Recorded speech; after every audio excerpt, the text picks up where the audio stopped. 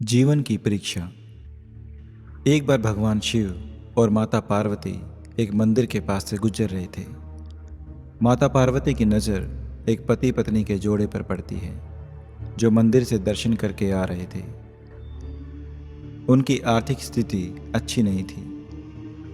उनकी हालत देखकर माता पार्वती भगवान शिव से कहती है, प्रभु, आप इन दोनों पर कृपा क्यों नहीं करते? भगवान शिव कहते हैं, मैंने तो बहुत बार कोशिश की, परंतु यह अपने कर्मों के कारण उसका फल नहीं भोग पाते।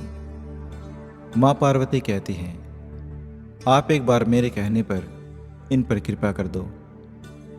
भगवान शिव माता पार्वती की बात मान जाते हैं और कहते हैं, मैंने इनके 100 कदमों की दूरी पर सोने के सिक्के रख दिए हैं। जब वह वहां पहुंचेंगे तो देख सकेंगे। माता पार्वती प्रभु का कथन सुनकर सोचती हैं कि अब इन दोनों को अमीर बनने से कोई नहीं रोक सकता। अभी वह पति पत्नी 10 कदम ही चले थे कि पीछे से एक सुंदर भजन की आवाज आती है। मुड़कर देखते हैं तो एक अंधे पति पत्नी का जोड़ा भजन गा रहा होता है। वे दोनों वहां रुककर उन्हें देखने लगते हैं और उनके चले जाने के बाद दोनों कहते हैं, पति अंधा सो अंधा पर उसकी पत्नी भी अंधी। यह कहकर उसका पति उस अंधे व्यक्ति की तरह भजन गाता हुआ उसकी नकल करते हुए आगे चलने लगता है। उसकी पत्नी उससे कहती है कि अगर उनकी नकल ही करनी है तो क्यों ना हम भी उनकी ही तरह आंखें बंद कर कर भजन गुनगुनाएं। और वह दोनों ऐसा ही करते हैं।